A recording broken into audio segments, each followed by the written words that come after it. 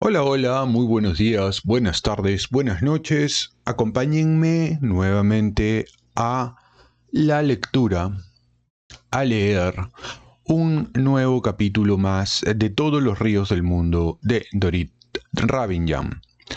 Vamos a conocer cuál es o cómo se viene desarrollando, desenvolviendo la relación entre Hilmi y Liat, quienes ya están empezando a mostrar las primeras resquebrajaduras en su relación. Algunos dirán que ella tiene temor, algunos dirán que tiene miedo, algunos dirán que tiene vergüenza del propio Hilmi, pero vamos a ver realmente cuáles son las motivaciones y cuáles son los elementos, las variables que están alrededor de esta relación y que están haciendo de que día a día empiece tal vez a tambalear o tal vez se fortalezca. Esto no lo sabemos, pero vamos a saberlo precisamente a través de estos capítulos que vamos leyendo. Empecemos entonces. Compartimos la pantalla para que me puedan acompañar y arrancamos. Un frío terrible, irreal. Un frío imposible de creer. Un frío que te congela la cabeza y las orejas, te lastima los dientes, te penetra en los huesos. Un frío tan venenoso y lacerante que incluso las pupilas parecen congelarse. Un frío que te sacude todo el cuerpo y te hace perder la esperanza. En el telediario dicen que es uno de los inviernos más fríos y largos de la historia de Nueva York y con más nieve. La primera nevada cayó durante la noche, un poco antes de Acción de Gracias, y después siguió nevando con fuerza y en tal cantidad como no se había visto aquí en los últimos 22 años, cayendo sobre toda la ciudad y amontonándose en las calles. Desde fin de noviembre hasta finales de abril, Nueva York es una ciudad completamente blanca y gris, cubierta de escarcha. De día en día, la capa de hielo se regenera bajo nuestros pies, crujiendo y derritiéndose, manchada de barro, y se vuelve tan gruesa que nuestras botas se hunden hasta los tobillos. Antes de Navidad, tiene unos 15 centímetros, pero en enero ya nos tapa las rodillas. En la tercera semana de febrero, una dura ventisca azota la ciudad durante el Día del Presidente y las precipitaciones registran un nuevo pico. Las montañas de hielo en la torre de Central Park miden 50 centímetros. Me llegan casi hasta la cintura. A mediados de marzo se produce un poco de deshielo. Hay cierta pesadez en la atmósfera, un cambio en la luz. Durante 15 días la temperatura oscila muchísimo y luego, poco a poco, sube hasta el punto de congelación. Algunas optimistas mañanas de sol y cielo azul dan la tibia ilusión de que la primavera está en el aire. Pero después, una mañana de abril, como un chiste malo en un programa de radio, las temperaturas se desploman otra vez a una traidora velocidad y por la noche regresa el invierno en su máximo esplendor. Por la televisión muestran imágenes de calles oscuras y tormentas de nieve arreciando a orillas del río. Damas y caballeros, dice el hombre del tiempo, este invierno pasará la historia como una larga, larga estación. Se pone serio y con dramatismo retira de su rostro la deslumbrante sonrisa. Una estación fría, como la que estamos teniendo este año, amigos míos, no se veía desde el invierno de 1981.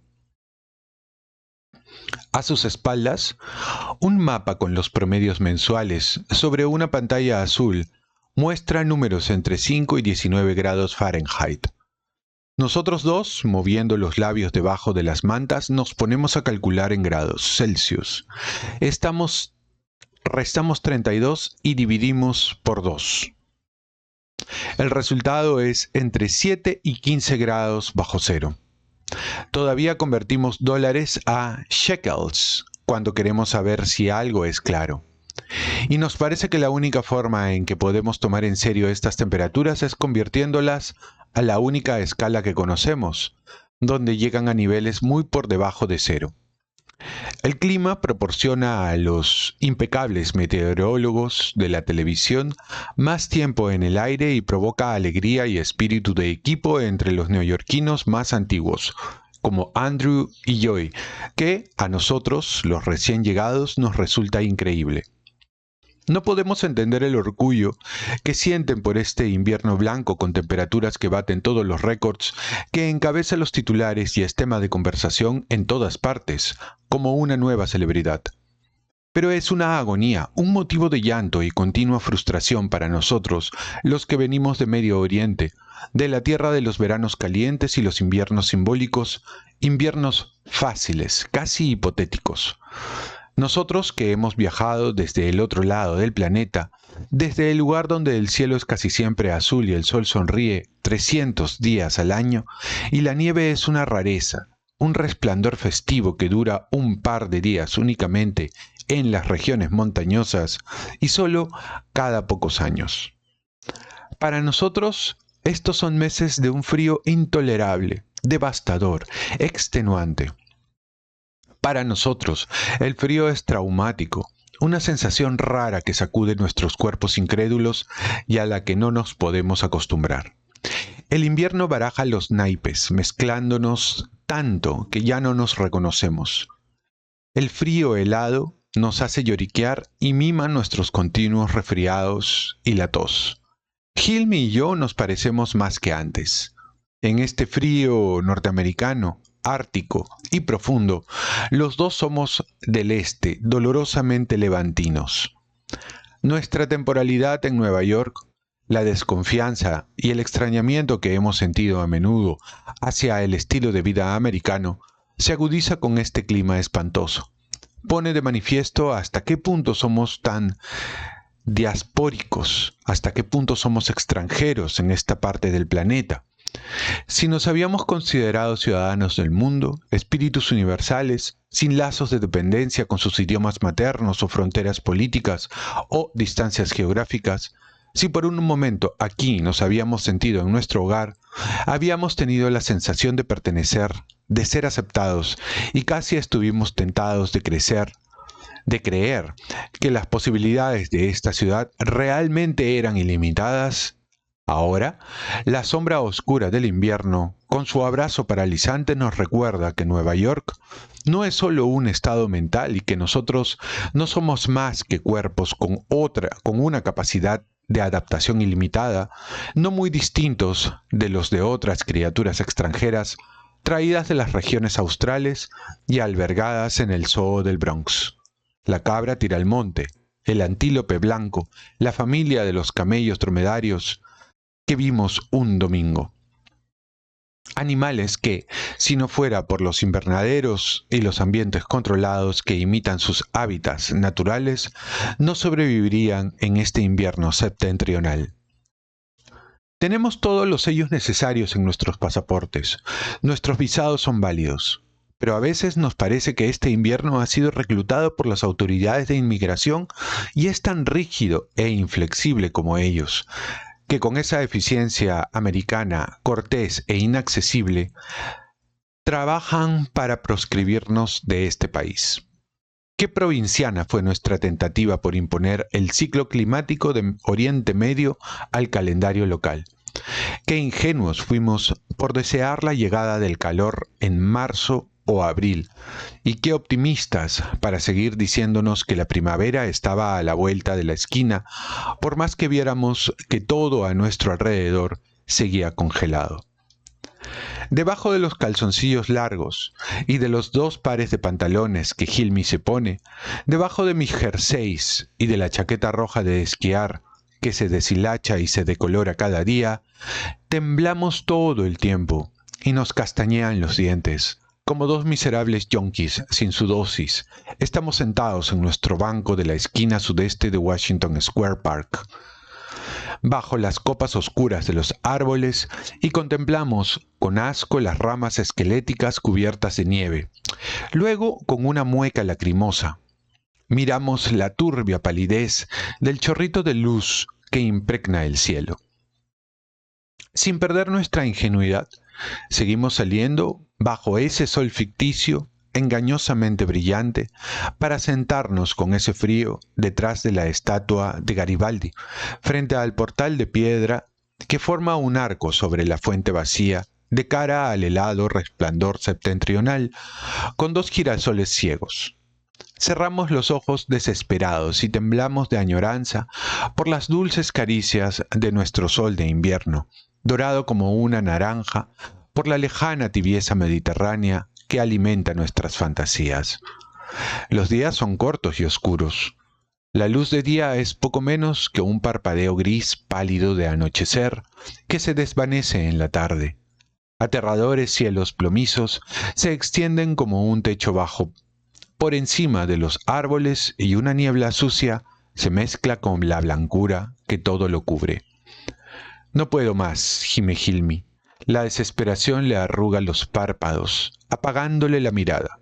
Es que mira a su alrededor los bancos huérfanos. Puedo ver claramente el suspiro que escapa de sus labios, una tira de vaho blanco pálido. Nuestros inviernos, termina diciendo, son más confortables. Se calla y mueve los ojos, mientras busca la palabra adecuada. Más. Mi mano derecha permanece todo el tiempo en su mano izquierda, ambas metidas juntas en el bolsillo de su abrigo, su guante de lana marrón, el mío de piel verde de colorido, y nuestros 10 dedos se aprietan entre sí cuando yo, temblando, termino su frase. Humanos. Sí. Aliviado apoya su cabeza en mi hombro. Muy humanos. Al cabo de unos minutos murmura, casi para sí mismo. Quizá no se trate en absoluto de la tierra. Siento un escalofrío. ¿Qué tierra? Por lo que han peleado los judíos y los árabes todos estos años. Prosigue con los ojos cerrados y una sonrisa amarga en los labios. Y si esta guerra en realidad fuera por el sol, parece maravillado y susurra. Imagínate una guerra por el sol. ¿Qué cosa? Una noche salimos de su apartamento en Brooklyn, con un pack de 6 botellas de cerveza y una botella de vino para ir a la fiesta de cumpleaños de Andrew. La fiesta era en el apartamento de Kimberly, su nueva novia, un pequeño ático con techos inclinados que quedaba muy cerca de la calle State. Había mucha gente y calefacción, buena comida y buena música. Cuando nos dispusimos a marcharnos a las 2 de la mañana, la fiesta todavía estaba a tope. Amigos apiñados en la cocina y en el pasillo. Otros que bailaban ocupaban el espacio entre el dormitorio y el salón, con abrazos ebrios, besos y palmadas en la espalda. Nos despedimos de Andrew y Kimberly y de los demás. Abrigados, salimos al silencio nevado. Nuestros rostros estaban enrojecidos y nos silbaban los oídos. Cuando empezamos a andar podíamos oír todavía el fragor de la fiesta que llegaba, amortiguado hasta la calle. Y cuando levantamos la vista hacia la ventana del ático, vimos siluetas que bailaban debajo de un globo de discoteca. Los copos de nieve caían como suaves o muy suaves a nuestro alrededor, momentáneamente iluminados por las farolas de la calle, antes de desaparecer en la oscuridad silenciosa de los patios delanteros. Los sonidos de los bajos todavía reverberaban en nuestros oídos, envolviendo nuestras cabezas en una mullida masa que silenciaba el mundo exterior. Nuestros pies, aún livianos de tanto bailar, sentían las vibraciones que traspasaban las aceras mientras nos llevaban por el CART y las tiendas y los restaurantes cerrados de la avenida Atlántica. Nos detuvimos a comprar café en el Starbucks, fuera de la estación de Borough Hall.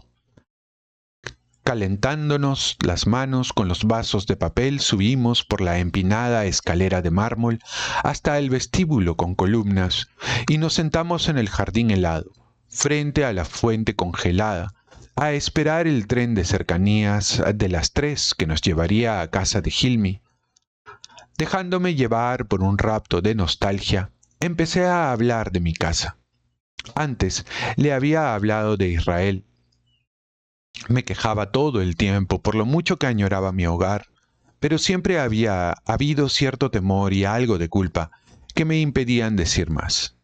Ahora, estimulada por el alcohol, hablaba con libertad, sin complejos, y no sentía la necesidad de justificarme o mencionar el conflicto o la ocupación. Los copos de nieve flotaban en silencio a nuestro alrededor y desaparecían en la oscuridad. Pero nosotros nos habíamos trasladado al otro lado, más brillante del mundo. Yo, a los campos verdes de mi infancia en Hod Hasharon, Hilmi a los wadis de olivos y pinos en Hebrón, cuando era un muchacho. Le hablé de las huertas cerca de nuestra casa, con naranjos, limoneros y mandarinos, y que salíamos a caminar por los campos de Magdiel, a visitar amigos en el pueblo de Ramot Hashabim, o a la piscina de Neve Yerek. Hilmi me habló de las altas montañas de calcita que circundaban la casa de su madre en Ramallah. Parecen olas, dijo abriendo los brazos, un mar quieto de montañas. Y me contó acerca de los días que pasó dibujando el paisaje a la sombra de una gran morera. A nuestro alrededor todo era hierro y cemento, calles de asfalto y puentes de piedra, pero nosotros nos extasiábamos con los olivos. Habló del tono plateado del dorso de las hojas. El lado plateado es lo que les otorga esa cualidad nostálgica, explicó. Fue como si los estuviera viendo al revés del velo de sus lágrimas. Yo le hice notar que el color verde agrisado de los olivares realzaba la gloriosa floración nupcial de los almendros al final del invierno, mientras él recordaba el aroma amarillo de los crisantemos, que para él era la fragancia de la primavera, y mencionaba los manchones de amapolas rojas en un cuadro de Claude Monet. Yo veía y sentía los pastizales entre los que acostumbraba a caminar, los abrojos peludos y pinchudos y las pelusas de los dientes de león. Recordamos los tallos de agrillo y malva que mascábamos y que los dos llamábamos chubesa, y nos reímos porque recordarlos nos trajo el sabor y la fragancia de los campos a la noche fría de Nueva York. Seguíamos conversando cuando bajamos a la estación y subimos al tren. Comparamos el otoño y la primavera de Norteamérica con la breve, engañosa transición de las estaciones en nuestra tierra. Nuestros vientos del oeste con las olas de calor neoyorquinas. Los sorpresivos aguaceros de verano con las cálidas brisas vespertinas de Israel. Seguimos charlando hasta la siguiente estación. Habíamos viajado confortablemente sentados en un vagón vacío, pero cuando las puertas se abrieron, subieron algunas personas que se sentaron, las puertas se cerraron, el tren se movió y el silencio volvió entre nosotros. Veo los pálidos reflejos de nuestros rostros que nos miran desde las ventanillas oscuras, como fantasmas melancólicos viajando en un tren paralelo y real que nos miran silenciosamente desde los cristales. Las paredes del túnel se mueven hacia atrás en la oscuridad y yo pienso en la primera vez que nos cepillamos los dientes juntos, el encuentro vacilante de nuestros dedos al tocar el grifo. Después de poner dentrífico en mi cepillo y mojarlo en el chorro de agua, mi mano izquierda se movió automáticamente para cerrar el grifo y tropezó con su mano húmeda, que, justo en ese momento y también sin darse cuenta, se había movido. En el silencio que prevaleció después de que dejara de correr agua, uno de nosotros, quizás Hilmi, preguntó: ¿Tú también o también tú te criaste aprendiendo a no derrochar agua? O tal vez fui yo quien preguntó y Hilmi quien respondió: ¿Tú también? Y cuando lo único que se oía en el baño era el ruido de las cerdas cepillando nuestros dientes, lo miré en el espejo y pensé en aquel imperativo desierto tan profundamente arraigado en nosotros, la obligación de ahorrar agua instilada en cualquiera que se haya criado en una región seca y caliente como la nuestra. Pensé en las veces que nos lo repitieron en la escuela maternal y en el colegio, hasta que se convirtió en nuestra segunda naturaleza, y en cómo perdura en nosotros, incluso aquí en América, esa buena educación chapada a la antigua que nos dieron. A este parecido entre nosotros, a este destino compartido, han de referirse cuando afirman que el hombre está marcado por el paisaje de su tierra natal. «¿Pero qué nos importa el agua aquí?», comentó después de enjuagarse la boca. Se rió y me miró a los ojos en el espejo. «¿Quién lleva la cuenta?». Abrió más el grifo y se lavó las manos con el agua espumosa, salpicándome y riéndose con su risa de gamberro. «Yalá Mayé», gritaba. «Agua». En la estación Bay Bridge subimos por la escalera y salimos a las ráfagas de viento y las capas de nieve. Nos refugiamos debajo del toldo de un banco para escapar antes de seguir caminando. «El mar», dice con una mirada decepcionada. «No has dicho nada sobre el mar». Entrecierra los ojos para protegerse del viento que de repente afila sus hojas y nos fustiga. Vuelvo mi rostro a la penumbra del banco y tiemblo. Con remordimiento de conciencia, recuerdo las veces que he pensado en el mar últimamente. Pero siempre el agua vuelve a mí como el terco flujo y reflujo de las olas. Me quito de la mente esa imagen prohibida y busco otra cosa que añorar. Una tarde, en Soho, de camino al cine Angélica, para encontrarnos con Joy y Tomé, yendo por la calle Church, nos detuvimos en la galería para saludar al señor Guido. Los óleos de Hilmi adornaban la pared del fondo, dos telas rectangulares de la serie de paisajes que el señor Guido había comprado en enero. En ambos cuadros, que a simple vista parecían idénticos, había un río discurriendo por el medio de una ciudad fantasma, sumergida en las sombras amarillentas del crepúsculo. Sobre la superficie del agua, entre los reflejos de los árboles y los pastos color verde oscuro, flotaban objetos: un viejo zapato de trabajo, un peine, un tazón de cerámica cascada. Yo conocía esos cuadros, por supuesto. De los dos, prefería el que mostraba la calle levemente iluminada, en el que la sensación de vacío no era tan inquietante como en el otro, donde pronto llegaría la oscuridad y los objetos que flotaban en el río eran borrosos, tétricos. Pero la primera vez que veía los títulos que Hilmi les había puesto.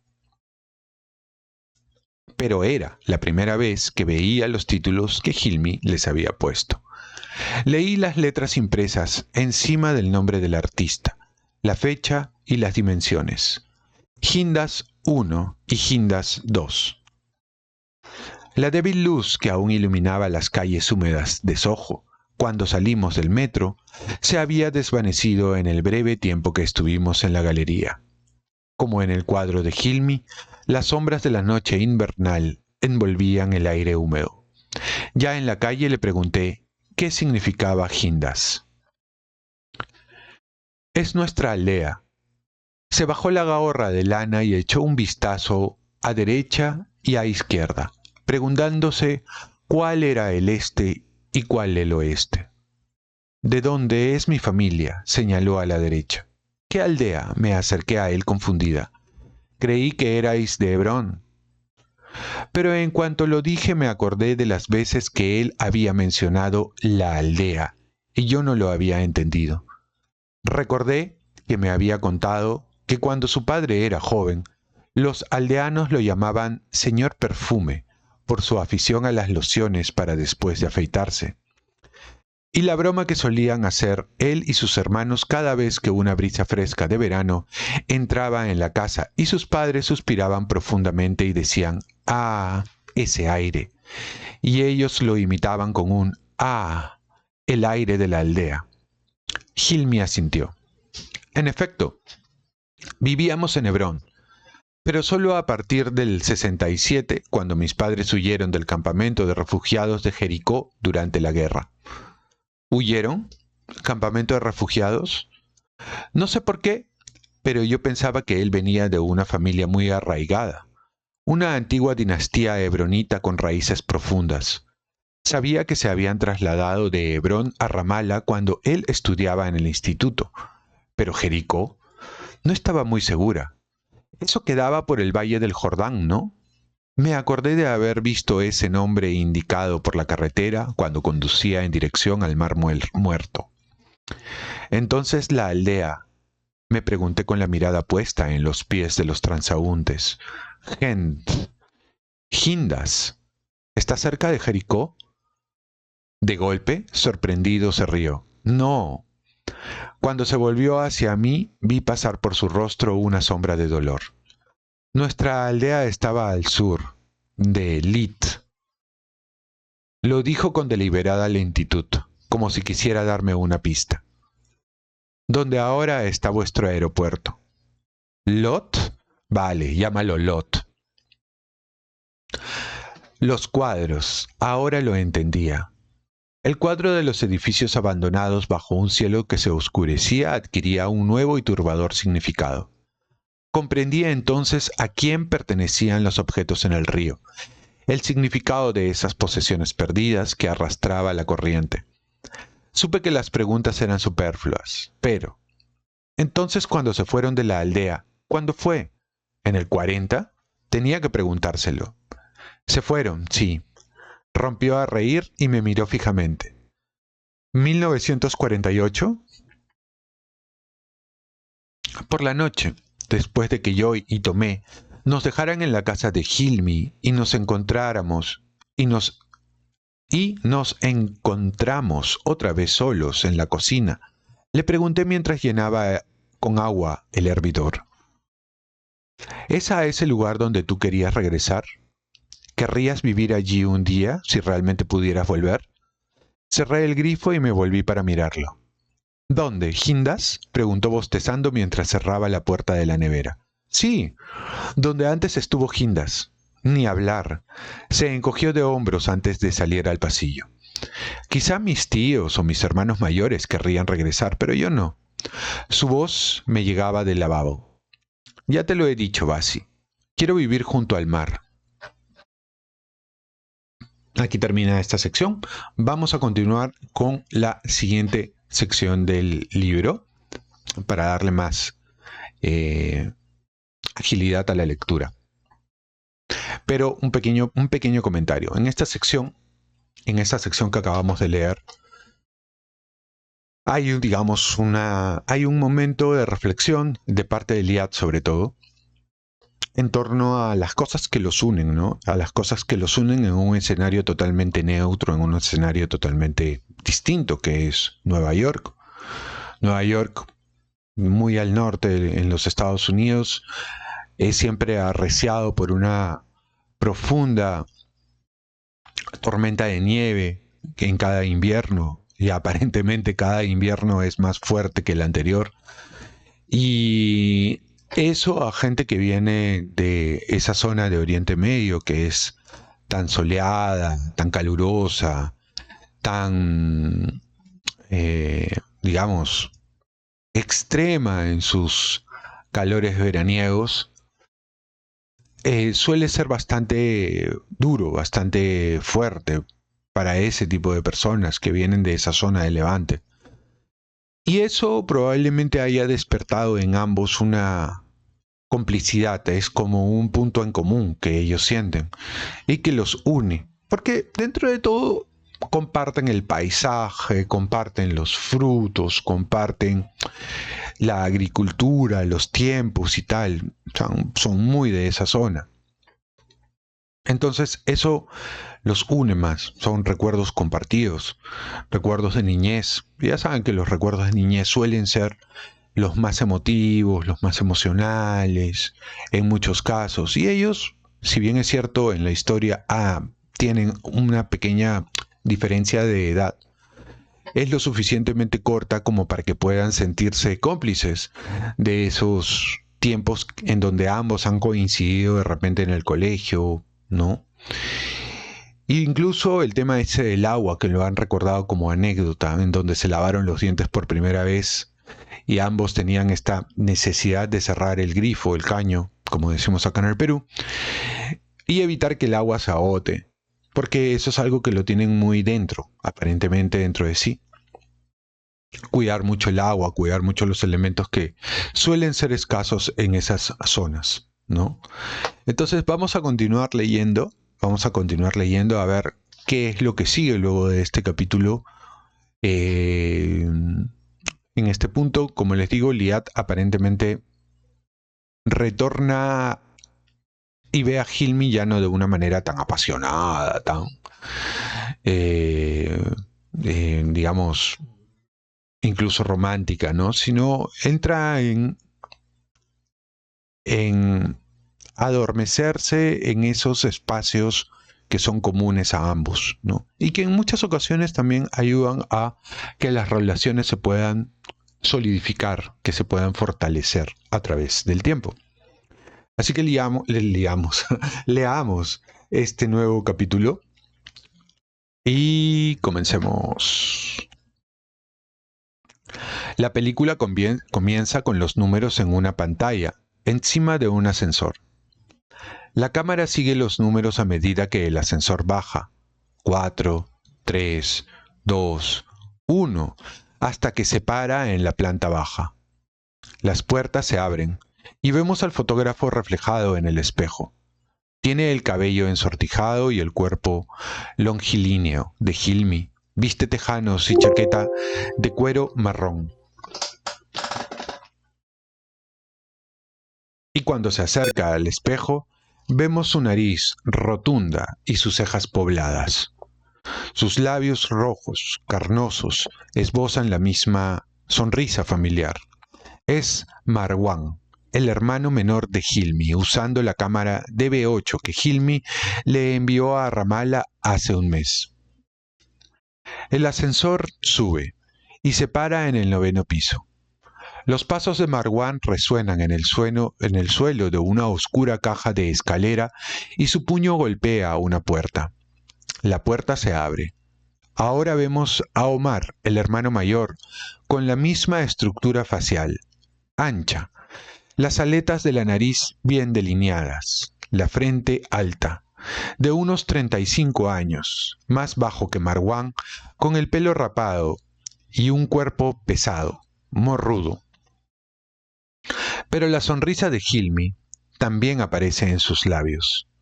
Omar se muestra sorprendido al ver la cámara. ¿Ya has empezado? La cámara asiente, bajando y subiendo. Sigue a Omar al interior de su modesto salón de clase media muy luminoso.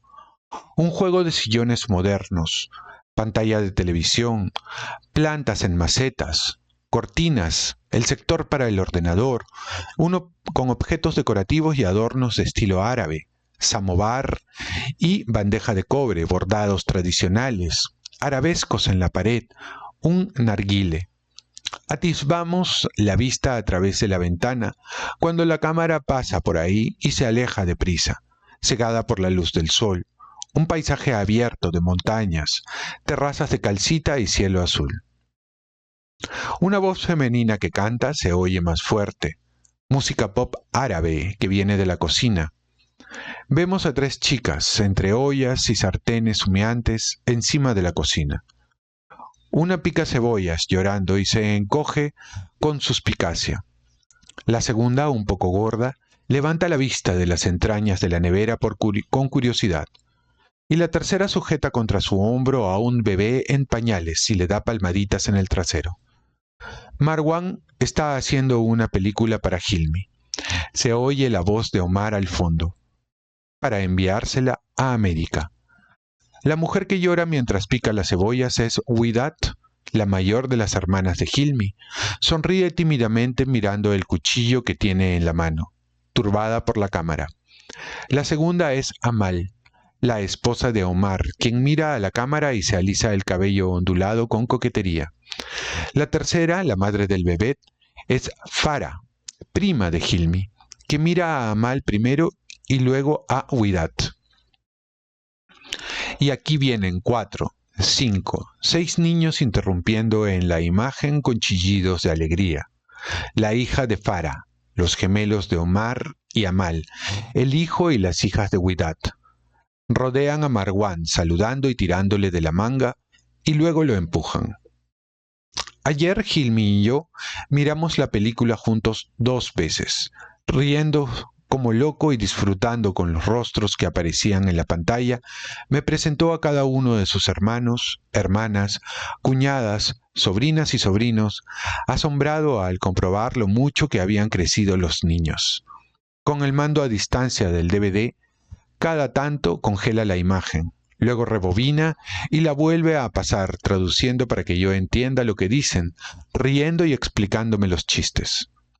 Ahora que se ha marchado y estoy sola, los observo por tercera vez, a Omar, Widat y los mellizos, y veo en ellos a Hilmi. El salón se llena con sus voces en árabe. Ese perfil, aquel tono de voz, reconozco la forma de hablar y los ademanes. Encuentro rastros de la sonrisa de Hilmi danzando aquí y allá.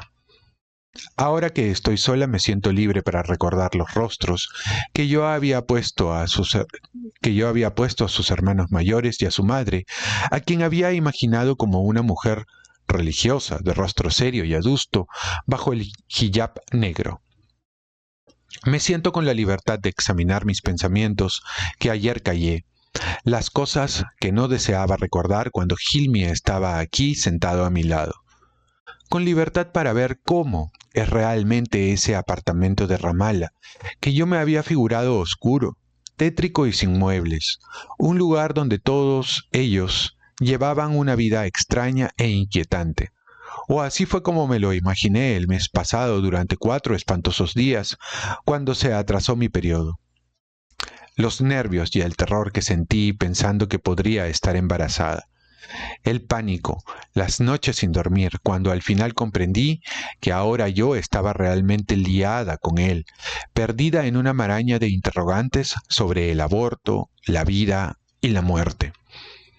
Esta aventura secreta que no guardaba relación alguna con el futuro, con la realidad de mi vida en mi país, saldría a la luz y sería un escándalo. No le conté a Hilmi lo del retraso ni los escenarios de pesadilla que desfilaron por mi cabeza. Lo evité con toda clase de excusas. Trabajaba de noche hasta tarde, invocaba un dolor de espalda, un calambre, y cada vez que iba al lavabo salía de allí amargamente desilusionada. Ciertas noches me veía a mí misma en una casa anónima, en Ramallah, con su familia. Me veía viviendo allí, con ellos, una judía que había cambiado de bando. Veía al bebé, veía todo mi destino anulado. Me acordaba otra vez del minibús número 4, años atrás, y los gritos aquellos de «que Dios las ayude», y de la mujer sentada frente a mí. Ahora, la pobre chica está pudriéndose en Nablus con 2 niños. Casi no le quedan dientes. Veía a mis padres llorando por mí. Me imaginaba a mi abuela. «Ah, llama», había gritado de repente y había subido el volumen. Es mi madre. Una mujer alta y corpulenta, de unos 60 años, bien erguida y ancha de hombros, salió de una de las habitaciones. Llevaba una chilaba negra y el cabello recogido debajo de una pañoleta blanca. Tenía una tez luminosa y bronceada con arrugas muy marcadas, y sus ojos eran los de Hilmi, pardos, cansados, inocentes. Marwan le ha preguntado si desea enviarme un mensaje. Tradujo para mí con voz complacida y serena. Ella le ha contestado. ¿Por qué? Hablé por teléfono con él el sábado. A continuación interpretó lentamente sus palabras mientras la contemplaba con ojos llorosos. Oh, ya Camis, mi niño, que Alá te bendiga, inshallah, que te bendiga con hijos varones, con una buena esposa y una vida próspera, que te conceda una buena y larga vida. Se lleva la mano al pecho para serenarse y cuando deja de hablar y mira con tristeza al techo, la voz de Omar la insta a proseguir. Una voz femenina fuera del cuadro, quizá la de Amal, dice, dile cuánto lo echas de menos. Pero si él lo sabe, ya Binti, replica asombrada y suspira. ¿Crees que no me conoce? Un niño llora en el fondo, robándole un instante su atención. Pero cuando sus ojos vuelven a mirar nerviosos la cámara, el zoom enfoca de cerca su rostro ensanchándolo. Mi corazón está muy, muy, muy sediento de Hilmi, de regreso aquí. Su voz está llena de añoranza, y también la de Hilmi cuando repitió en inglés, sediento de aspirar, de oler su olor. Emocionada, cierra los ojos y aprieta sus labios uno con otro, como hace su hijo cuando está alterado. Pero Hilmi, mi amor, es mejor para ti allá en América, mejor que aquí, mi alma. Poco a poco te estás afincando, construyendo para ti un mejor futuro, o un futuro mejor. ¿Sabes una cosa, Yala? Quédate en América, cariño. Regresa cuando puedas y quieras. No tengas prisa. Hago avanzar más rápido las escenas siguientes. La mesa para la cena con las verduras rellenas y los buñuelos, carne troceada y montañas de arroz. Llegan cada vez más parientes, besos en las mejillas y apretones de manos. Paso toda la comida y las entrevistas a los sobrinos y sobrinas en otra habitación hasta que llego al balcón y la puesta de sol. Un deslumbrante globo de sol cuelga en mitad del cielo inundando la escena con un dorado rojizo que se refresca o refracta brevemente en las lentes de la cámara. Desde el 9º piso, orientado al oeste, Marwan fotografía el cielo que se extiende desde un extremo al otro en suaves rosas y azules. Capta el pedacito de una pálida luna y un largo hilo de aves que atraviesa muy veloz el cielo como un fino collar de cuentas negras. Sus ojos se mueven despacio hacia la izquierda y bajan a un grupo de edificios que antes se veían al borde del marco. Hotel Occidente anuncia un cartel de neón en uno de los tejados. Luego sigue bajando y enfoca el aparcamiento de un hotel. Un Mercedes decorado con cintas y flores se para y bajan un hombre vestido con smoking negro y una mujer en traje de novia color blanco merengue. La novia y el novio. Con tambores, bailando y vestidos de fiesta, empiezan a llegar los invitados. Se apiñan en torno a la pareja y los acompañan con canciones y aplausos pasando entre coches. La cámara se mueve nuevamente a la derecha, baja al wadi que está detrás del hotel. El ocaso tiñe las colinas con una cálida luz de color miel, alargando la sombra sobre las laderas. Y es tal como me lo describió Hilmi una vez. Mientras Marwan se demora en el juego de luz y sombra, la extensión de colinas bajas se superpone a las curvas doradas de cada una, ondulantes manchas de sombra que se arremolinan entre ellas y parece el mar. La imagen se empaña un instante, envuelta en un velo de bruma, luego vuelve a ser nítida y se abre a la lejanía. Tierras de pastoreo de unos 16 a 20 kilómetros de profundidad entran en la imagen. Olivares, terrazas de piedra, parcelas verdes y marrones con pálidas hileras de casas entre ellas y luces que brillan a lo lejos en las pequeñas aldeas incrustadas en las pendientes del valle. Ayer Hilmi reconoció estos lugares y me dio los nombres de las aldeas y los asentamientos que ahora no recuerdo. Puedo, sin embargo, reconocer con facilidad las aldeas árabes por sus mezquitas, con su luz verde en la cima de los minaretes, y las aglomeraciones judías por la blancura centellante de sus barrios de casas modernas. Las casas de los palestinos son de tonos grises. Parece que no estén terminadas y se funden en el paisaje, mientras que los judíos han edificado una sucesión de cubos de 2 plantas con tejados inclinados de teja roja. En esta parte de la película me acordé del relato de Hilmi sobre el grupo de niños colonos que habían tropezado con él y sus sobrinos en el Wadi, y que huyeron a toda carrera gritando como si hubieran visto una manada de lobos. La víspera, yo se lo estaba recordando alargando las R's a la manera israelí, imitando como cuando él me lo había contado con una voz chillona horrorizada de niño. Arabim, Arabim. Pero ahora me preparo para lo que vendrá. La imagen vuelve a perder nitidez, como si desapareciera en una nebulosa brillante. Y al cabo de un momento, cuando la cámara se enfoca de nuevo, toda la pantalla se llena del rojo del cielo, del globo del sol que se desvanece en el oeste, y otra vez estoy estupefacta, como ayer, estupefacta, y sin poder creerlo. Lejos, muy lejos, en una línea del horizonte, gris pálido, como una visión brumosa, aparece de golpe una aglomeración urbana muy densa, que se despliega hacia lo alto.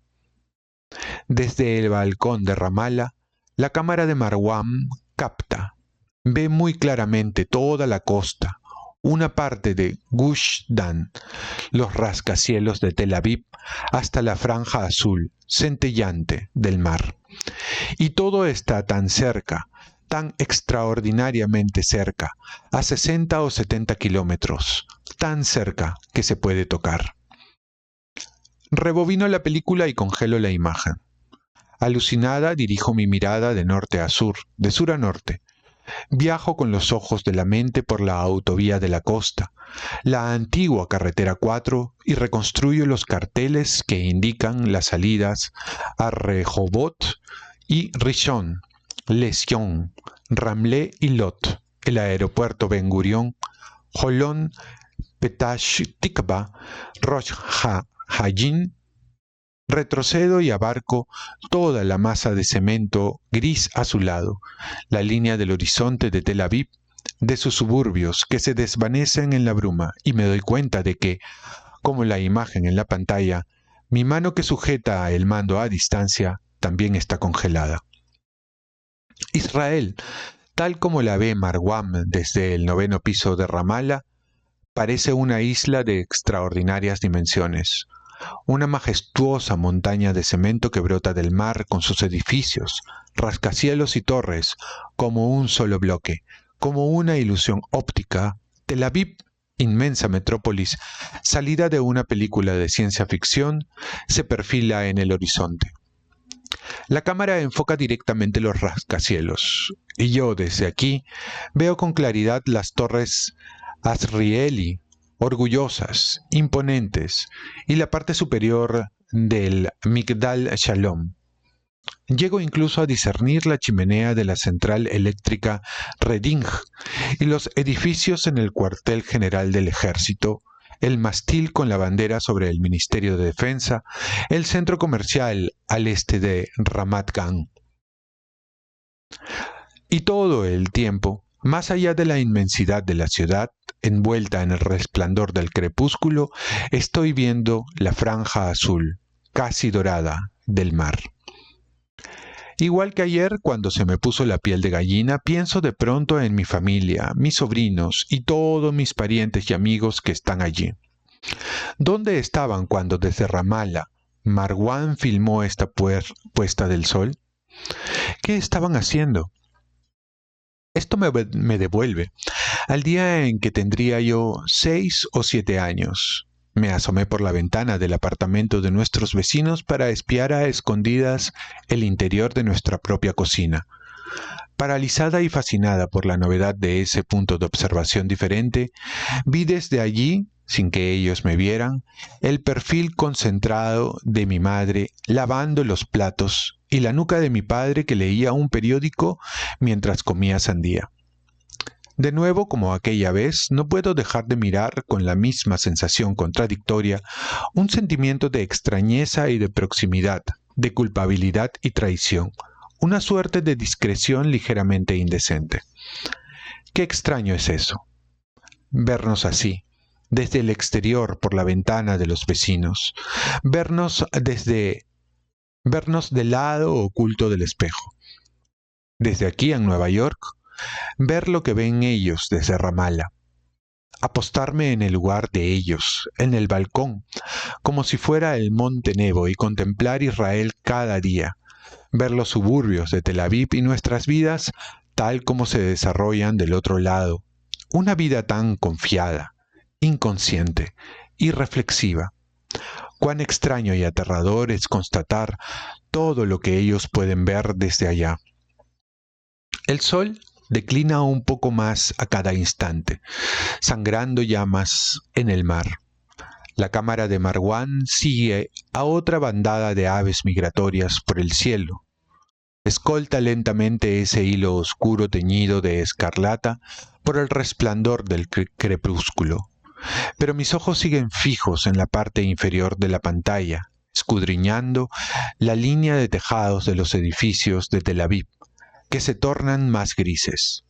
Pues aunque la atención de Marwan esté centrada en la superficie del mar y el cielo, y filme solo por casualidad el paisaje urbano que aparece intermitentemente mientras él se extasía con los pájaros, yo no puedo evitar vernos allí. No puedo evitar ver la tierra de Israel tal como aparece a los ojos de sus enemigos. No puedo evitar ver mi casa en el punto de mira de un misil, de una plataforma de lanzamiento de cohetes de artillería a través de las lentes telescópicas de Dios sabe qué.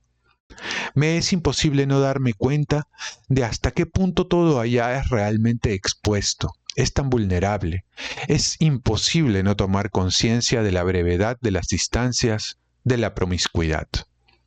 Estoy impresionada por nuestra vida israelí, esa vida efervescente que tanto apreciamos, por el crepúsculo, por el espectáculo de la prosperidad, con nuestras legiones de torres dominando el cielo.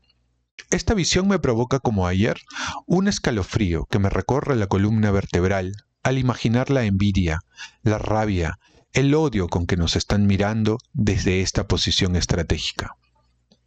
¿Ves? ¿Lo ves? Hilmi se regocijaba ayer al ver mi sorpresa. Te lo dije. Al poco tiempo de habernos conocido, me había dicho que, desde el balcón del apartamento donde vivía su hermano en Ramala, en los días claros se podía ver el mar y toda la costa, desde la ribera occidental hasta el mar. Ante mi incredulidad, había agregado: «Esa tierra es diminuta, Basi. Es tan estrecha», me contestó cuando lo puse en duda. «Unos 60 y pico kilómetros, nada más». Y luego, sorprendido por la solución desfasada que yo proponía obstinadamente, me había preguntado: «¿Cómo lo haces para encajar allí dos países?». Fue a comienzos del invierno, en mitad de una de esas discusiones pesadas e inútiles que solíamos tener. Imbuidos de fe y fervor, ingenuos tratábamos de convencernos el uno al otro de moderar la posición del otro o desestabilizarlo. Predicábamos, machacábamos, una y otra vez nos metíamos en la misma manida discusión estéril y una y otra vez acabábamos desesperados a gritos y con los nervios de punta. Por lo general era yo la instigadora de los gritos. Perdía los estribos con facilidad y me ponía frenética. Cada vez que nos poníamos a hablar de política era como si me poseyera un demonio. Yo detestaba eso, detestaba esa furia de mojigata terca que se apoderaba de mí, la hostilidad que me volvía fanática. Detestaba el sabor que tenía perder al final y su consiguiente frustración y amargura, las interminables reivindicaciones, la paradoja instalada entre nosotros, inmortal e invencible, la imperiosa como las fuerzas de la naturaleza, o tan imperiosa como las fuerzas de la naturaleza. Hasta que una noche, agotados y estresados por una enésima disputa que había degenerado en una auténtica pelea, con lágrimas y portazos, decidimos poner fin a todo eso y juramos no volver a hablar de política. Hilmi, con sus fantasías ciegas, binacionales, de israelíes y palestinos viviendo juntos, que se tapaban los oídos y se golpeaban la cabeza contra la pared como un niño, con él era todo o nada, y yo que me obstinaba con la solución de 2 estados, una fórmula ya antigua, anémica, declamaba hasta la náusea. Él, con sus quimeras caprichosas, un idealista sensiblero que aún no abrigaba o que aún abrigaba la esperanza de una reconciliación entre los dos pueblos, y yo que insistía oponiéndole el pragmatismo y la lógica, alegando en favor del manoseado acuerdo de partición. Cómo odiaba su candor cursi, transnacional, sesentero, su certeza en que era él con sus valores humanistas quien estaba del lado bueno. Él era el progresista ilustrado, el que arreglaba el mundo, el que tenía una visión, y yo, en cambio, era la que terminaba con el bonete ridículo del patriotismo, la sionista conservadora nada sexy. Él era el universalista, el promotor de la paz, que se quitaba de encima las definiciones arcaicas como Estado y religión y estupideces como banderas e himnos nacionales, mientras que yo, por mucho que execrara verme encerrada en ese papel, era la mujer pragmática, lúcida, que se preocupaba por los acuerdos de paz y tecnicismos como fronteras políticas y soberanía. Odiaba ese ridículo patetismo patriótico que siempre se apoderaba de mí cada vez que, ante su extremismo, su radicalismo árabe, yo me veía forzada a defender opiniones de derecha, empujada a asumir el conservadurismo de mis padres. Ante su pasión binacional, me veía en la obligación de defender una posición israelí consensuada. Las mismas opiniones centristas que me enfurecían cuando las vertían mis padres en casa en las cenas de los viernes.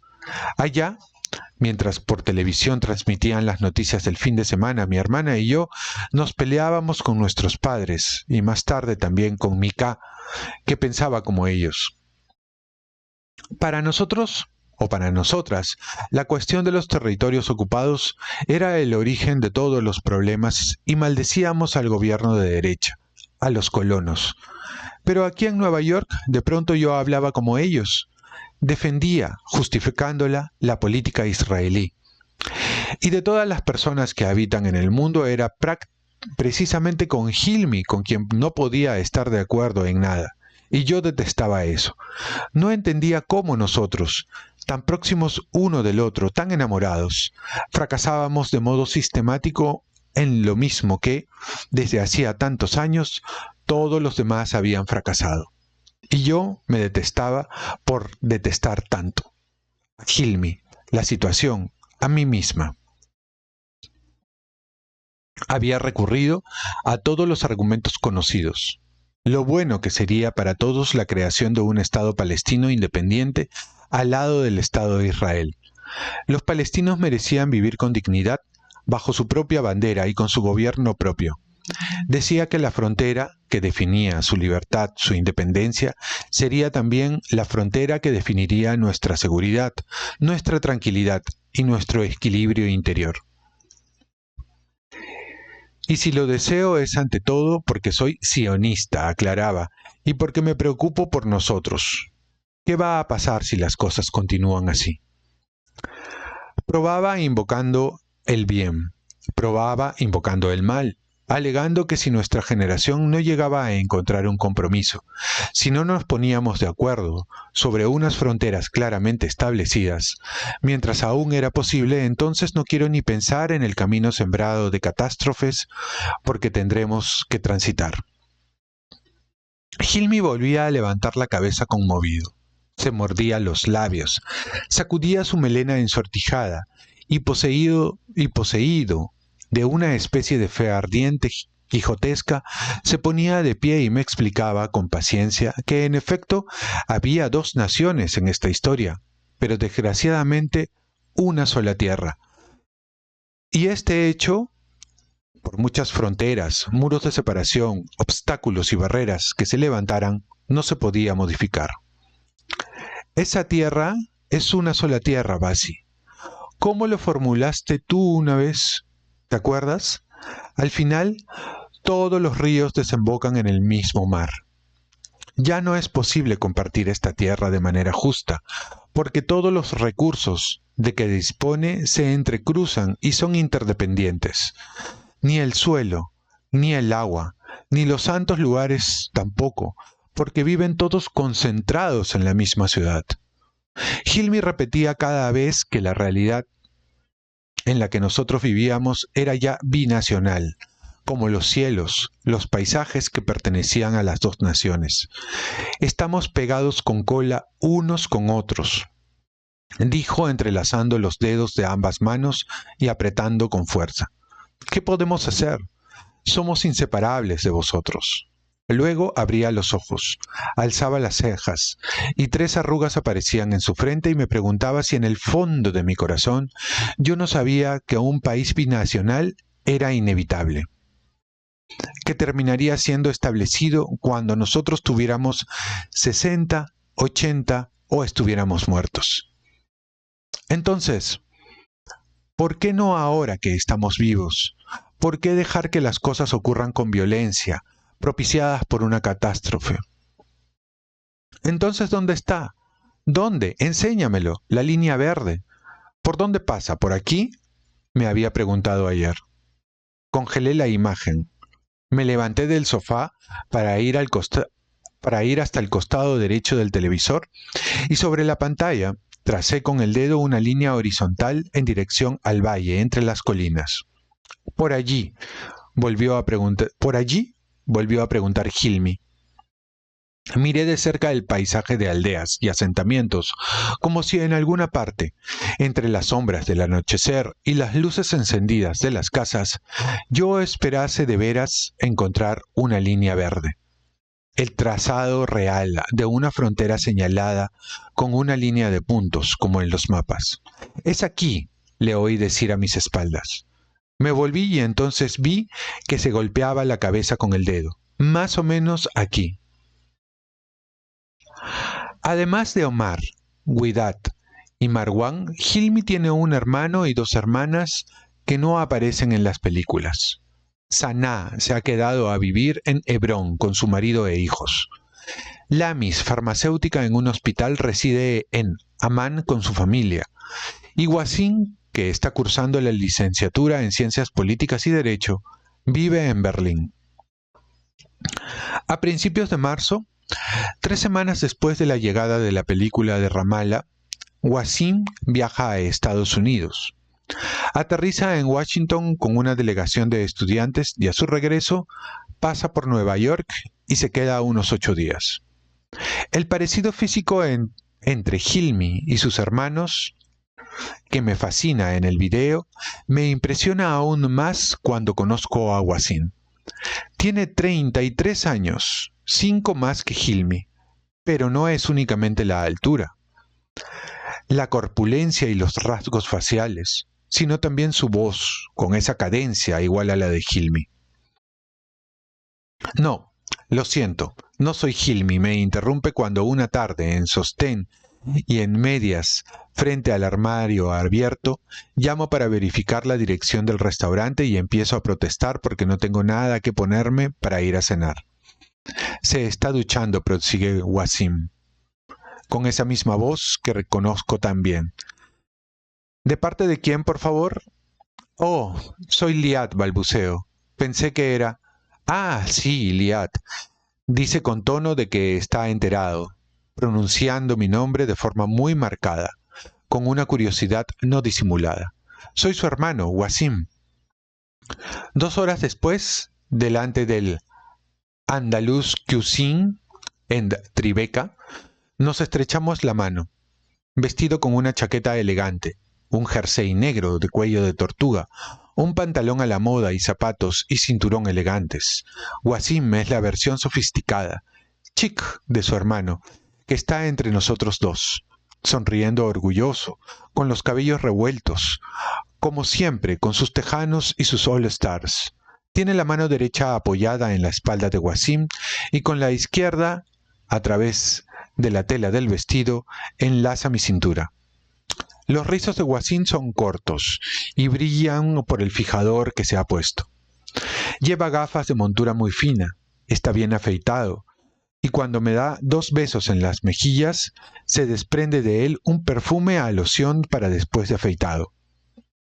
¿Cómo os parecéis?, comentó admirada, mirando a un hermano y luego al otro. Es asombroso. Mentalmente proyecto de nuevo la película, las imágenes de los miembros de la familia. ¿Le has dicho? Le digo a Hilmi, ¿que luego vendréis a casa a mirar la película? Ah, claro, replica y esboza una sonrisa al recordarlo. Me aprieta más fuerte la mano en señal de gratitud. Ya sabes, la que me ha enviado Marwan, explica a su hermano.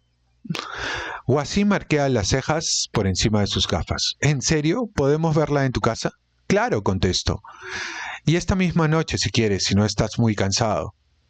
Ahora soy yo quien aprieta un poco más la mano de Hilmi. Sentada a la mesa frente a Wasim, observo algunas diferencias. Los arcos de las cejas son más marcados. Hay algo distinto en la curva de la nariz, en el contorno de la mandíbula. Wasim también ha heredado los ojos almendrados de su madre, las pestañas tupidas, pero su mirada a través de los delgados cristales de sus gafas no es la de Hilmi, que es viva, maliciosa y un poco neurótica.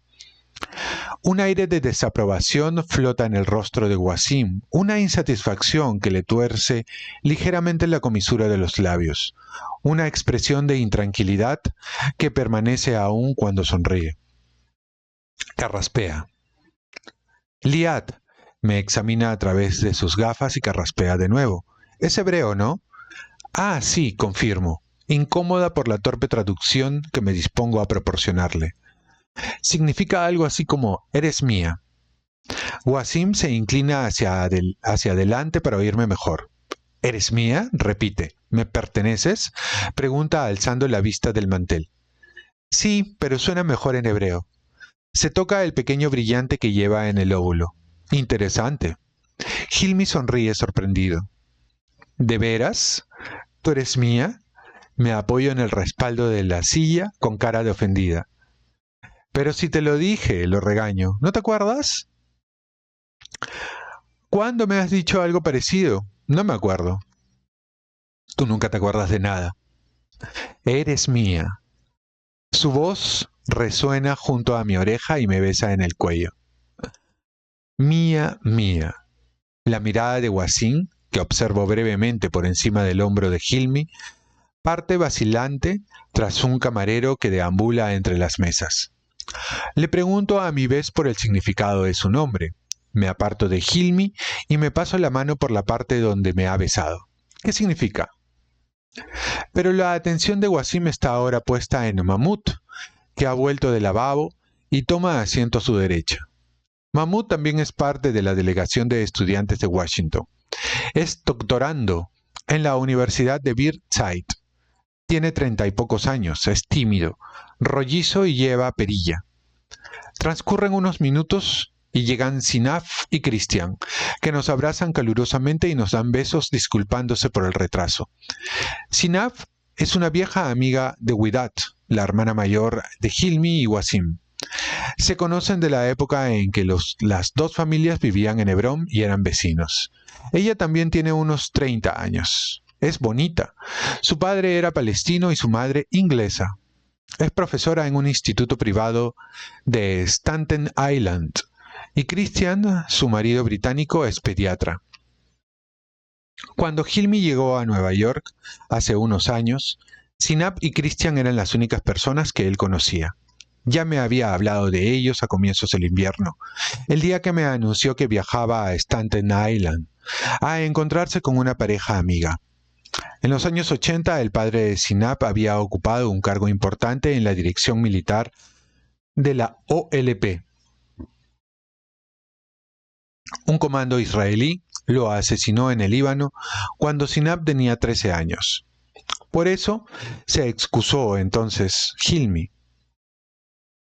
No estaba seguro de que fuera una buena idea de que yo lo acompañara, aunque realmente le agradaría mucho. Sin embargo, a las pocas semanas de regreso de una cena en casa de Sinab, Hilmi me trajo en un tupper una porción de pollo asado, trigo molido y unas pequeñas galletas de patata dulce. Le había hablado de mí a Sinab. Me contó y ella me enviaba esa comida. El ambiente festivo y la excelente comida quiebran la tensión inicial. Es un restaurante marroquí, barato, con un decorado de las 1001 noches. Esta noche está cerrado al público, pero el propietario es un amigo de Christian y Sinab. Si hemos podido reservar una mesa es solo gracias a ella, nos explica. En torno a nosotros las mesas están ocupadas por unos 40 turistas franceses, hombres y mujeres de cierta edad, inmigrantes originarios del norte de África que han venido a Nueva York en un viaje organizado. Ocupan todo el salón del restaurante en medio de un bullicio en el que se mezclan palabras en árabe y el entrechocar de los cubiertos. Todo ello muy a tono con el decorado de paredes rojas y azules ornadas de gruesas teteras, finjans de café de cobre, pantallas y rejas de hierro forjado. Es evidente, sin embargo, que esta noche ni el propietario ni los clientes musulmanes, en su mayoría en efecto son musulmanes, por lo que nos cuenta Sinab, que le dijo el dueño por teléfono, y yo, aquí soy la única judía, se preocupan por observar la prohibición de beber alcohol. Son incontables las botellas de vino y las jarras de sangría que le sirven a los camareros vestidos con coloridos caftanes. Luego, un despliegue de aromas de azafrán, canela y jengibre que emanan de las cazuelas de terracota con tajines de cordero y de pescado y las fuentes humeantes de cuscús y pastelas inundan nuestra mesa entre las exclamaciones y los ruiditos de nuestros estómagos hambrientos. Si en el transcurso de los primeros minutos, cuando Hilmi me presentó a Sinab, he podido pensar que no estaba realmente encantada de verme, no ha cesado de hablar en árabe y no ha ocultado su descontento por tener que hablar en inglés con los demás a causa de mí. Pero después de todo, no tienes por qué saber árabe. Me espeta levantando una ceja como si me estuviera diciendo: vosotros los israelíes supongo que habláis muy bien el flamenco, el griego clásico, ¿no? Si al comienzo me ha parecido que su mirada evitaba la mía, que oscilaba entre Wasim y Mahmoud, o entre Hilmi y Christian, incómoda con mi presencia, mis temores se esfuman en cuanto llega la comida. Sinab echa un vistazo a mi plato por encima del hombro de Hilmi y arruga la frente con preocupación. «Pásame el plato, ¿quieres?», ordena a su hermano. «Me parece que está casi vacío». Sinab le agrega una montaña de cuscús, carne de cordero, pitas tan finas como las crepes que usamos para remojar la salsa. «Come, come», me alienta vigilando mi plato, «no seas tímida». Luego, esbozando una sonrisa y con el mismo gesto ambiguo de levantar una ceja, me dice: «Ahora eres una de los nuestros». Por efecto del vino y la comida, Wasim también parece más cómodo, satisfecho. Hace un rato, cuando pasamos junto a las mesas, observé que hizo una mueca con una mano, y con una mano se tapó los oídos como si no soportara el barullo. Y cuando nos sentamos, miró irritado a su alrededor y nos aseguró que en Berlín jamás habría puesto los pies en un lugar como este. A continuación, abriendo apenas los labios y levantando los ojos, afirmó que la magia supuestamente auténtica del restaurante estaba destinada solo a satisfacer el deseo del exotismo de los occidentales. Pero su reprobación parecía extenderse a las muestras de amor que Hilmi me prodigaba. Me pareció que Wasim se molestó cuando su hermano me tocó, aunque Hilmi ni se dio cuenta, incluso cuando traté de llamarle la atención apartándome. No le importaba. Pensé que a lo mejor Wasim estaba celoso y por eso le molestaba nuestra intimidad física. Pero esta impresión de posesividad con respecto a Hilmi, un sentimiento que puedo comprender perfectamente imaginándome a mi hermana en la misma situación, y la sensación de inseguridad que me provocó su mirada distante al comienzo de la velada, el tono frío que había conservado incluso cuando me preguntó por el significado de mi nombre, también desaparecen durante la comida. Y cuando los camareros retiran los platos de la mesa para depositar los narguiles y regresan con enormes teteras de plata y llenan nuestras tazas doradas de cristal con el té de menta, siguiendo a pies juntillas el ceremonial, sirviendo desde arriba, en vertical, sin olvidar los dátiles y mazapanes. Wasim y Sinab, con sus mejillas arreboladas, ya han entrado en confianza y conversan y ríen a carcajadas. Evocan con Hilmi los tiempos de Hebrón, mientras que Mahmud y yo oficiamos en público. Christian, por su parte, se ha eclipsado ante los postres, después de recibir en su busca una llamada urgente del hospital. No recuerdo qué fue lo que provocó la tensión, lo que desvió el curso amable de nuestra conversación relajada, sociable, y nos sumergió en aguas turbias. ¿Cómo fue que nos pusimos a hablar de política y Wasim y yo nos acabamos peleando? Vosotros los israelíes, dice abruptamente mirándome, ¿sabéis cuál es vuestro problema? Sus ojos han ido todo el tiempo de Sinab a Hilmi y luego a Mahmud, evitando mirarme. Pero ahora, como si quisiera subrayar su observación, entrecierra los ojos hasta formar dos ranuras fijas en mí. Vosotros vivís en la negación, dice sonriendo, disfrutando con la tensión que acaba de suscitar en la mesa. Este es vuestro problema. El palillo en la comisura de sus labios se mueve mientras habla. Os negáis a admitir el hecho de que en un futuro no tan lejano seréis una minoría en el país. Con la lengua mueve el palillo y a veces lo chupa o lo masca. Os esforzáis tanto para eliminar el pasado palestino de vuestras conciencias que ya ni siquiera veis delante de vosotros, negando lo que es, sin embargo, previsible y que se producirá en los próximos 30 o 40 años. Wasim es un excelente orador, seguro de sí mismo, carismático, y a pesar de su fuerte acento, su inglés es impresionante, impecable, casi altanero. Se expresa como alguien acostumbrado a las salas de conferencia y disfruta oyendo su propia voz y el efecto que produce. Pero como interlocutor resulta ser un imbécil, arrogante, despectivo, controlador, buscando ganar a cualquier precio. La primera vez que lo interrumpo para decirle que no estoy de acuerdo, mira fijamente la mesa y espera que yo termine de hablar. Luego, como si me diera una clase de moderación, hice una pausa antes de repetir en tono paternalista todo lo que acaba de decir. Esta vez no me deja intercalar ni una palabra. Levanta la voz, agita la mano en el aire decidido a declamar su frase hasta el final.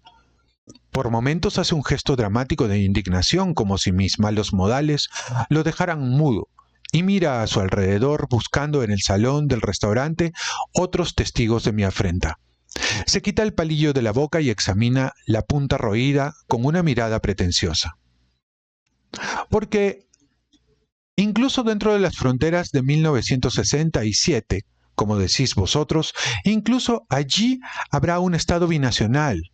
Una sonrisa de autosatisfacción se forma en su rostro. Ocurra lo que ocurra, será un Estado binacional, con o sin acuerdo. Retengo la respiración y lo escucho a medias, pues siento arder en la punta de la lengua una réplica que amenaza con saltar en cualquier momento.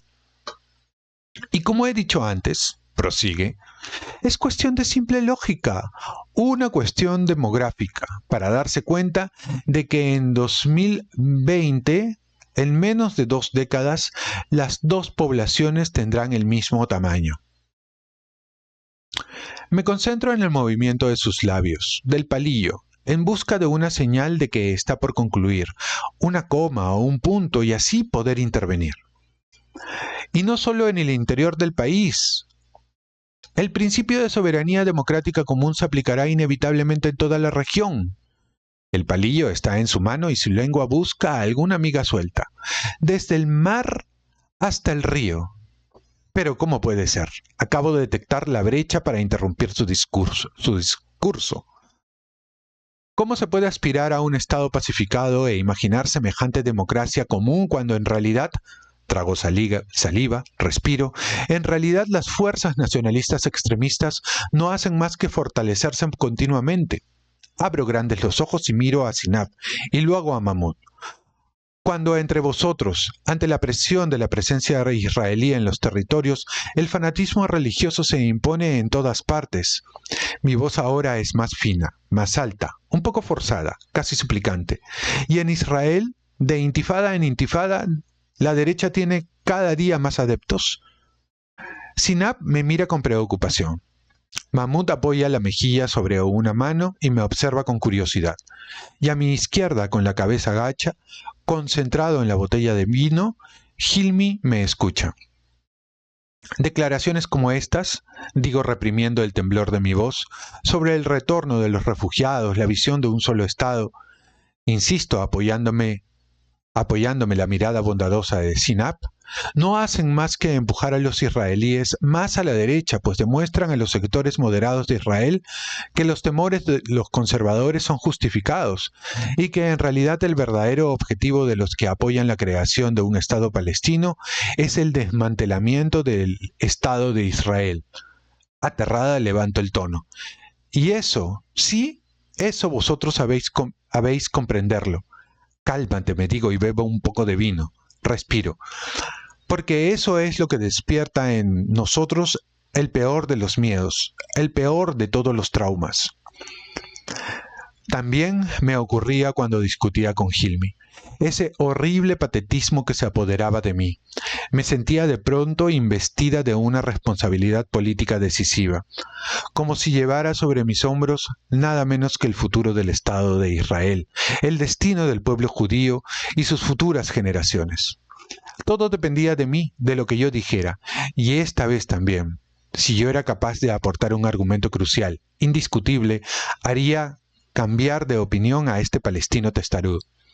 Pero aún entre los israelíes más lúcidos, prosigo con voz temblorosa, incluso entre los israelíes dispuestos a todas las concesiones, todos los compromisos, a retirarse de todos lados con tal de alcanzar la paz, este tipo de declaraciones, desde nuestro punto de vista, son... Mientras hablo, descubro a Wasim haciendo una mueca a Mahmoud. Lo mira irritado, poniendo los ojos en blanco, pero en cuanto se da cuenta de que lo he pillado, finge reprimir una tos y disimula una sonrisa burlona, tapándose la boca con la mano. Con renovada energía se dirige a mí para sermonearme con un tono amable. Liad, Liad, tenéis que despertar, abrid los ojos de una buena vez. Seguís recitando ese manido y estúpido eslogan sobre los dos estados como un mantra, cuando en realidad hace tiempo que ha dejado de ser posible. Se ríe con amargura, satisfecho consigo mismo. Eso no sucederá jamás, nunca. De pronto Sinab, evidentemente molesta, le suelta algo con dureza en árabe. Levanto la vista de mi copa de vino y detecto la palabra itilal, que repite 2 veces. Tal vez sea la barrera del idioma lo que hace que yo perciba agresividad en lo que le está diciendo. Hablar en árabe los libera y revela algo auténtico, duro en ellos, algo que solo puede ser dicho entre ellos. Me crispo de nuevo, alerta a cada mención de las palabras Israel o Yahud, tratando de entender lo que están diciendo. Cuando Wasim dice el Gaish Sahi Yuni, y Mahmoud me mira pestañeando.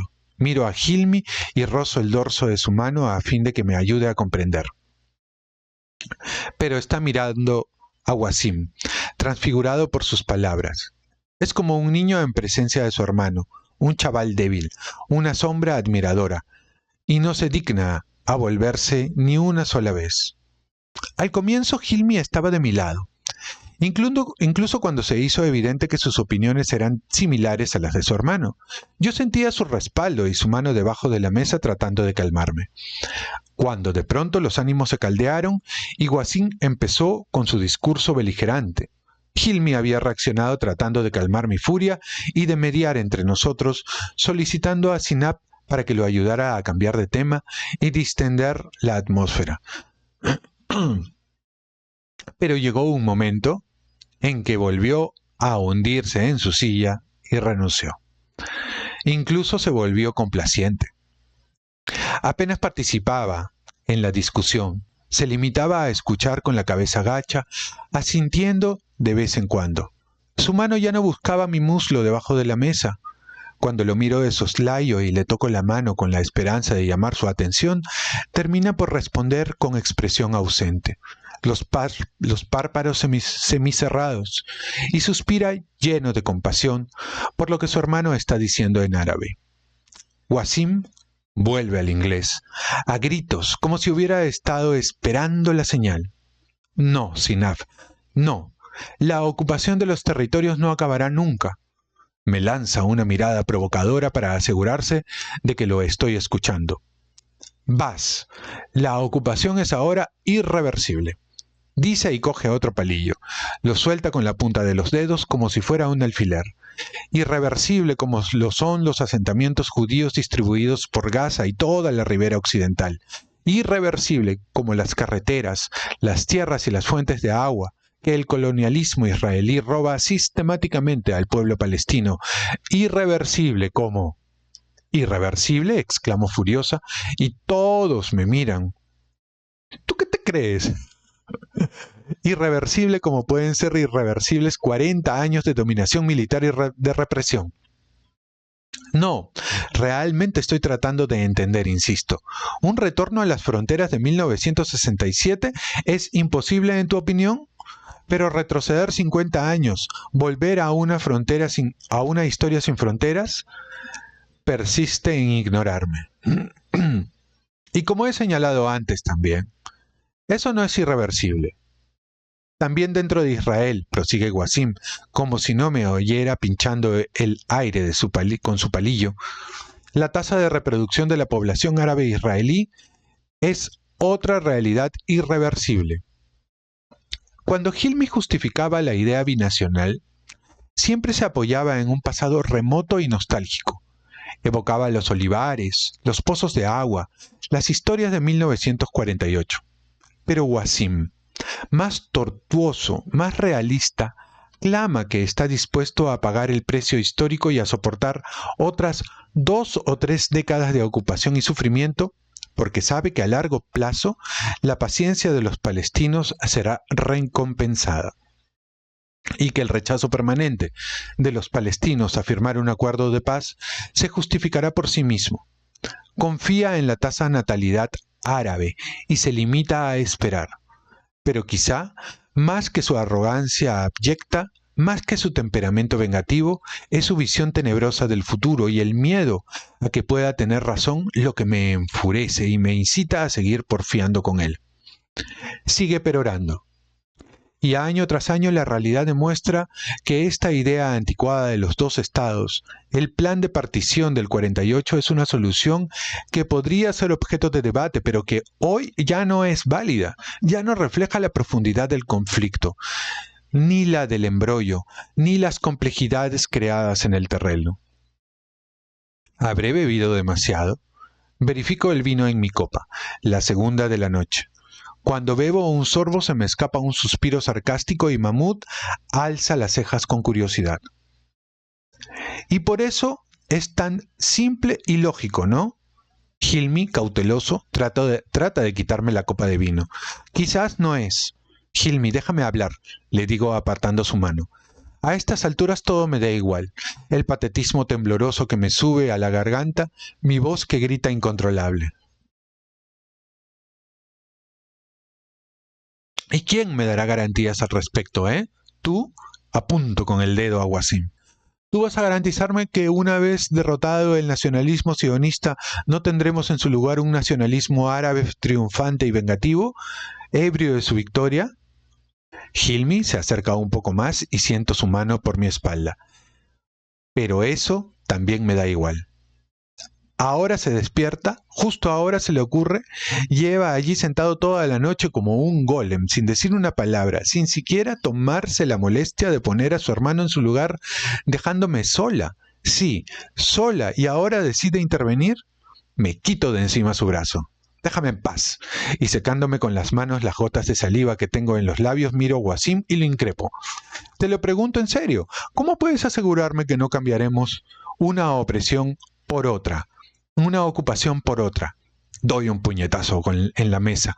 ¿Cómo podemos estar seguros nosotros, una minoría judía democrática, entre una mayoría de árabes musulmanes, que una catástrofe como la de Shoah no volverá a ocurrir? Ya está. Levanta los brazos y mira a Sinaf, pidiéndole ayuda. ¿Cómo lo haces para oponerte a eso?, se queja. No vas a... No, pero es increíble. Mira a Mahmoud, con la punta del dedo en la sien, imita el movimiento de un destornillador. ¿Cómo os han lavado el cerebro? Esto último me exerba. Ah, sí, un lavado de cerebro, replico. Y le recuerdo que el Estado de Israel fue fundado como consecuencia de la aniquilación metódica de 6 millones de judíos. Fundado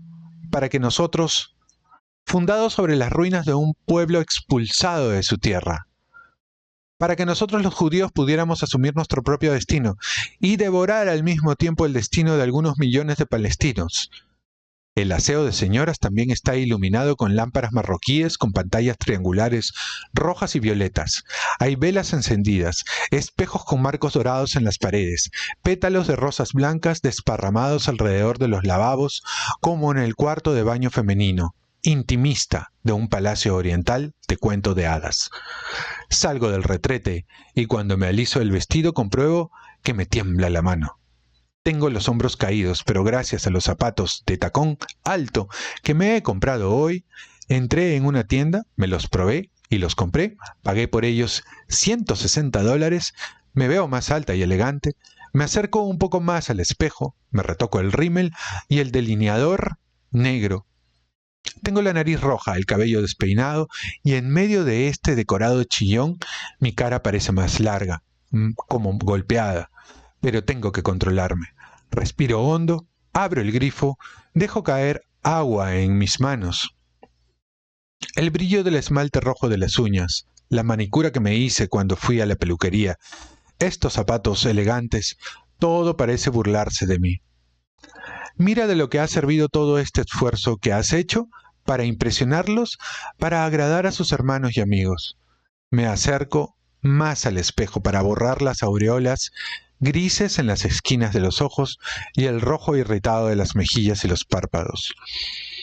La servilleta de papel manchada con maquillaje se arruga en mis manos. ¿A quién he tratado de maravillar sino a Hilmi? Yo quería que a través de sus miradas él me viera hermosa, que estuviera orgulloso de mí. Por eso me esforcé, por agradar, por ser amable y encantadora, y he acabado por parecer una mujer terca, porfiada, llorona. Me arreglo el pelo con la mano y trato de contener las lágrimas. Arrojo la servilleta en la papelera y cojo otra, cuando de pronto la puerta se abre, dejando entrar un ruido tremendo, dominado por el tintineo de los cubiertos que están llevando o que están lavando en la cocina. ¿Liat? Es Sinap. Me mira preocupada, prudente, duda antes de entrar. ¿Te encuentras bien? Bajo la mirada y asiento. Sí, murmuro, tapándome con la servilleta arrugada. Gracias. Parad, parad. Les digo a los latidos de mis sienes, a mis lágrimas saladas. Comportaos, no volváis a empezar. ¿Estás segura? Pero este llanto es diferente. No tiene nada que ver con el sollozo orgulloso, indignado que sentí venir cuando me levanté de la mesa en medio del discurso de Wasim. Tampoco es el llanto de rebeldía, de furia que me dio cuando empujé la silla y me fui corriendo al lavabo. Este llanto es diferente, humilde y dolido. Lo siento temblar dentro de mí, crecer en mis pulmones. De un momento a otro me voy a arrojar en los brazos de Sinap y voy a derramar todas mis lágrimas, y con ellas toda la tensión, mi enfado con Wasim, y toda frustración y esta vergüenza que he ido acumulando toda la noche. Es patético. No entiendo cómo me he dejado arrastrar a esa discusión, pero también lloraré por Hilmi, por la decepción que me ha causado. ¿Cómo ha podido permitir que su hermano me hable de esa manera sin intervenir ni una sola vez para defenderme? Me arrojaré en brazos de Sinaf y dejaré salir toda esta ola de tristeza que súbitamente me abruma. Tristeza por muchos, tristeza por nosotros, por ellos, por esta situación de mierda. Pero insisto en asentir con la cabeza, aferrándome a lo que me queda de amor propio, de orgullo herido sin mirarla. Sí, muy bien. Bueno, entonces, me parece que se dispone a marcharse. Pero no. Entra y se acerca. Pensé que quizá lo necesitarías, dice apoyando mi bolso sobre el mármol del lavabo. Pero veo que te las has arreglado bien. Sus ojos sonríen cuando se cruzan con los míos. Son más dulces. Gracias, Sinaf. Estás muy guapa, me asegura. Gracias. Por un momento me parece que a pesar de todo, nos abrazaremos, unidas por la camaradería femenina. Me acuerdo del pollo asado y las patatas dulces. Deseo tomar su mano que me palmea en la espalda para darme ánimos. Quiero besarla y llorar y agradecerle, pero siento que se aparta y se marcha. No volví a ver a Wasim después de aquella noche en Tribeca. Se quedó 6 días más en Nueva York, en casa de Hilmi.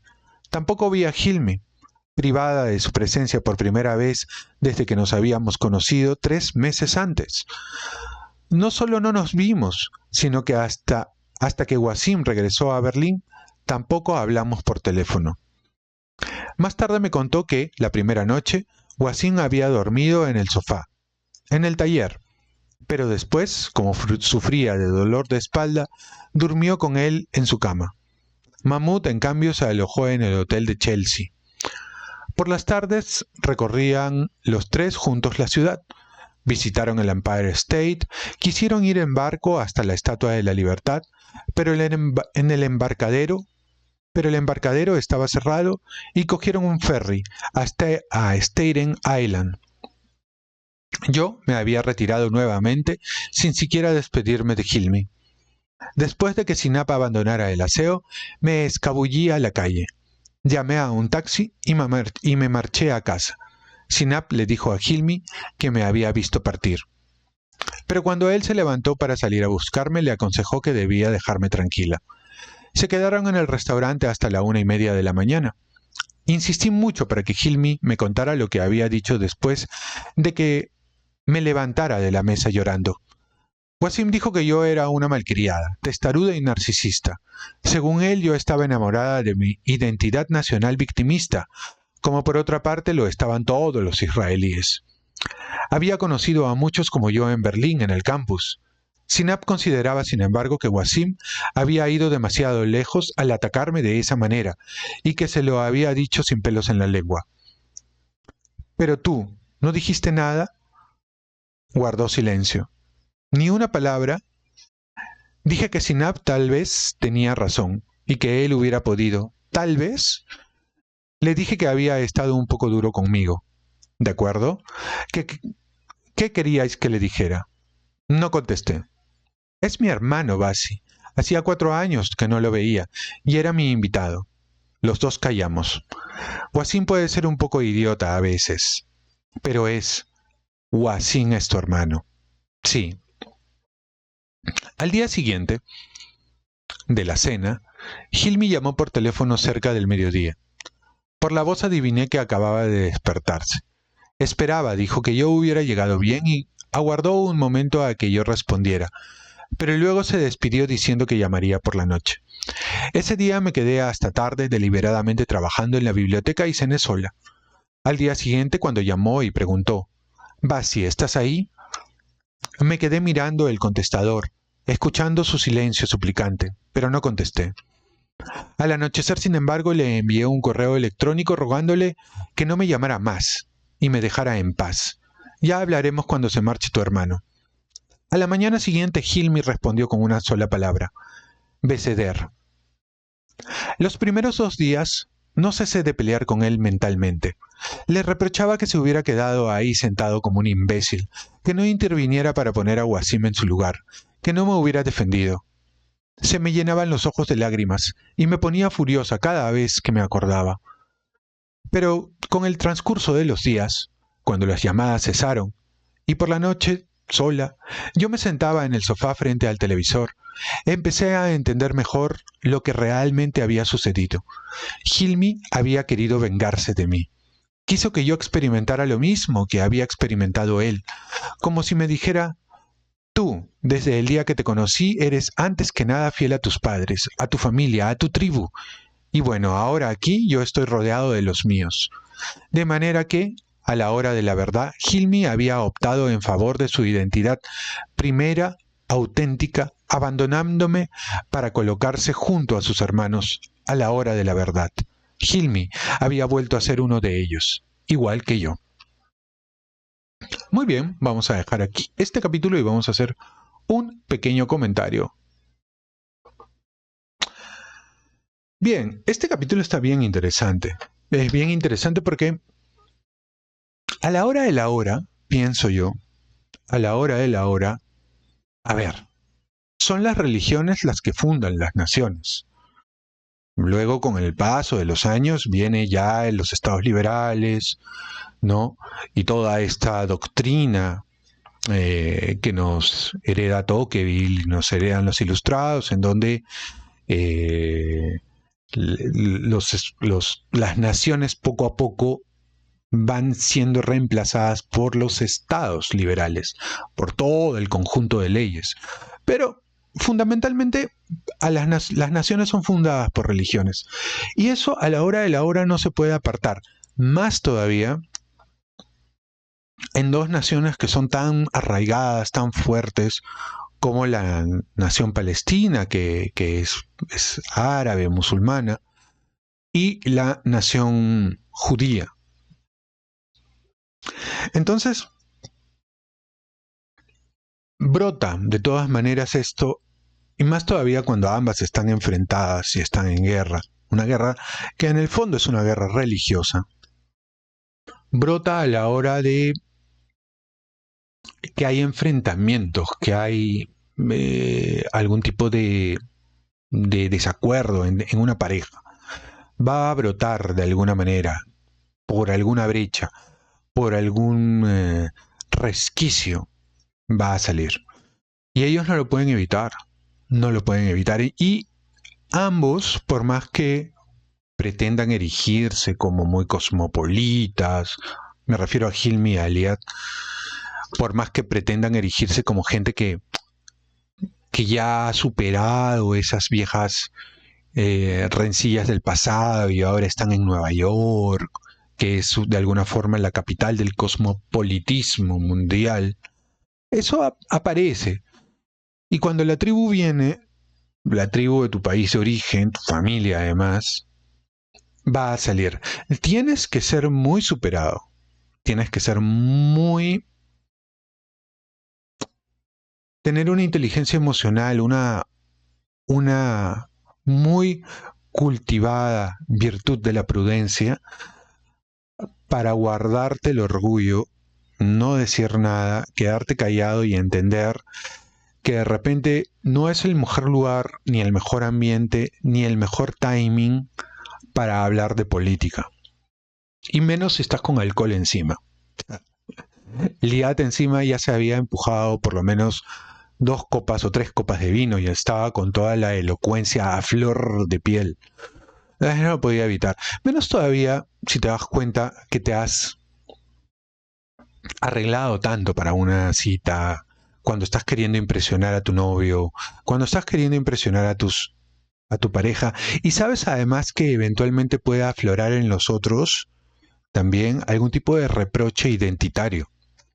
Entonces, ahí hay que manejarlo. Yo creo que ahí faltó un diálogo sincero entre Hilmi y Liat, ¿no? Es decir, oye, ¿sabes qué? Mira, estamos acá, vamos a estar con tu familia y probablemente se va a hablar de política. Podría ser que se hable de política. Yo te sugiero que le aconsejes a tu hermano que evitemos entrar en ese tipo de honduras, ¿no? Porque a mí me va a molestar. Y tú ya sabes mi posición. Y aunque yo te prometo no voy a decir nada, lo mejor es que no se hable del tema. Y lo mismo en el otro lado, ¿no? Pero bueno, no fue algo que se dijo. Al fin y al cabo, esto es una ficción. Pero es algo que ocurre y va a ocurrir en Navidad. Ojo el piojo, va a ocurrir en Navidad. Sé, yo lo sé. Entonces, bueno, si han llegado hasta aquí, muchas gracias. Vamos a continuar con la historia y vamos a tratar de que sea todos los días para ver en cómo termina, cuál es el desenlace final. Muchas gracias por seguirme hasta aquí. Déjenme vuestros comentarios, súper importante los comentarios, súper importante, y los likes y compartir. Nos vemos en el siguiente video. Conmigo, hasta la próxima. Paz y bien.